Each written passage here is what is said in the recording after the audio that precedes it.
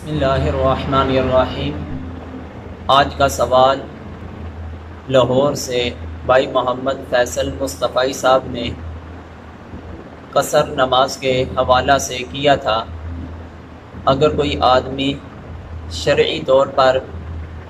اتنا سفر کرتا ہے کہ جس کی وجہ سے وہ مسافر بن جاتا ہے، تو جب انسان مسافر بن جائے اور جس جگہ اس نے سفر کر کے جانا تھا ادھر جا کر 2 سے 3 دن رہتا ہے، اب اس کے لیے اللہ تعالیٰ نے تو حکم یہ فرمایا ہے کہ انسان قصر نماز ادا کرے۔ اگر وہ ادھر مقیم امام کے پیچھے جماعت کے ساتھ نماز ادا کرتا ہے تو وہ اس وقت قصر نماز ادا کرے گا یا مکمل نماز ادا کرے گا؟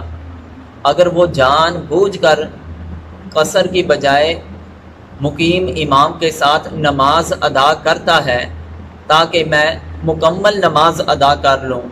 کیا وہ بندہ اس عمل سے گناہ گار ہوگا یا اس کا یہ عمل کرنا درست ہے؟ اس کے بارے میں شرعی طور پر حکم یہ ہے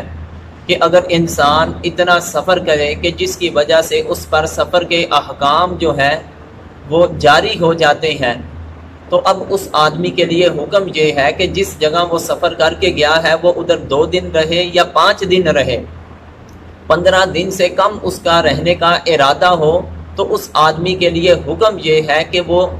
قصر نماز ادا کرے گا۔ مطلب یہ کہ ظہر کی نماز کی 4 رکعتیں ہیں تو اس کو 2 رکعت پڑھے گا، عصر کی نماز کے 4 فرض ہیں تو اس کے بھی 2 فرض پڑھے گا، عشاء کی نماز کے 4 فرض ہیں تو اس کے بھی وہ 2 فرض پڑھے گا۔ یہ اس وقت 2 فرض ادا کرے گا جب وہ اکیلا نماز ادا کرے،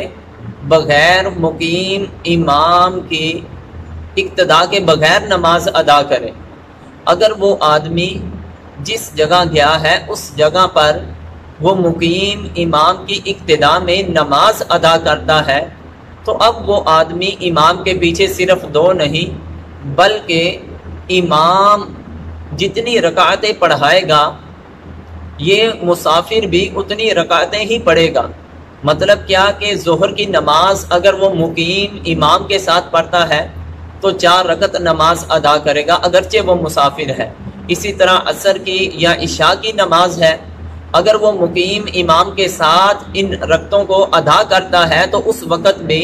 وہ 4 رکعات کو مکمل ادا کرے گا نہ کہ قصر پڑے گا، کیونکہ مسافر جب مقیم کی اقتدا کرتا ہے تو اس پر بھی مقیم آدمی کے احکام جو ہیں وہ جاری ہو جاتے ہیں۔ رہا مسئلہ یہ کہ اگر وہ تنہا پڑھے تو 2 پڑھے گا، جماعت کے ساتھ پڑھے تو 4 پڑھے گا، تو کیا جب وہ جماعت کے ساتھ پڑھے گا تو کیا وہ شرعی طور پر گناہ گار ہوگا یا اس کا عمل درست ہے؟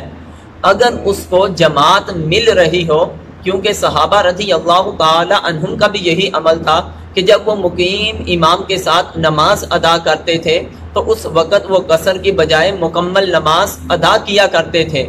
اگر آدمی جماعت کے ساتھ نماز ادا کرتا ہے یہ اس کے لیے افضل ہے، کیونکہ اللہ کے پیارے محبوب علیہ السلام کا یہ فرمان عالی شان ہے کہ اگر کوئی شخص اکیلا نماز پڑھتا ہے اور دوسرا آدمی وہ جو جماعت کے ساتھ نماز ادا کرتا ہے تو وہ آدمی جو اکیلا نماز پڑھے گا اس کو 1 نماز کا ثواب ملے گا، اور جو آدمی جماعت کے ساتھ نماز ادا کرے گا اس کو وہی 1 نماز کا ثواب جو ہے وہ 27 گنا بڑھ جائے گا، یعنی 27 نمازوں کے برابر جو ہے اس بندے کو ثواب ملے گا۔ تو اس لیے بندے کے لیے افضل یہ ہے کہ جب وہ جماعت کے ساتھ نماز ادا کرے مقیم امام کے پیچھے تو وہ مکمل نماز ادا کرے، اور اس کے لیے یہی بہتر یہی افضل ہے تاکہ بندہ زیادہ سے زیادہ نیکیاں جو ہے وہ اپنے نامہ اعمال میں اکٹھی کر سکے۔ اور دوسرے نمبر پر کیا جو مسافر ہے کیا وہ سنت نوافل کو بھی ادا کرے گا؟ ہاں، جو آدمی مسافر ہے اس کے پاس وقت جو آدمی مسافر ہے وقت کی گنجائش بھی ہے، پھر اس کے لیے حکم یہ ہے کہ وہ سنت اور نوافل کو بھی ادا کرے گا۔ سنت اور نوافل میں کسی طرح کی کوئی بھی کسر نہیں ہوگی۔ واللہ اعلم ورسولہ۔